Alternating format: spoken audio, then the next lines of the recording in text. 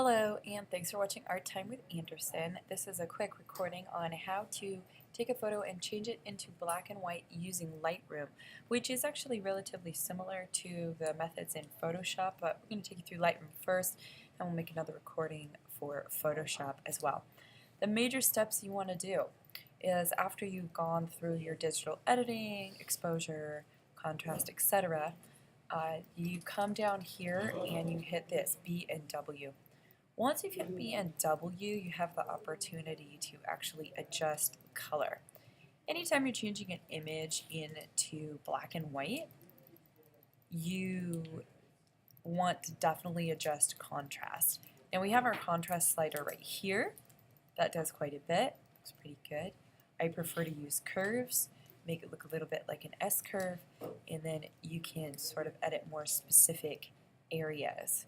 So I like how that's looking, bringing in some of those details. Once I've done that, now, those are super orange chairs, so I can kind of play around with those a little bit and say, do I like them lighter? Do I like them darker? And they definitely have some like red undertones in them. And that just kind of makes the image a little bit more interesting. Now, I don't want to overdo it like I just did on the green, bring the foreground up a little too much like that. But playing around with each color and seeing what you get. So now you have this really old-fashioned looking black and white portrait versus the image that we had before. So on the detail, definitely want to do that. Do a little bit of sharpening, pull that down, soften it up, option, click, mask between the two. I want to keep this pretty sharp because of all the detail that is in there. So there we go. That is how to change an image into black and white using Lightroom.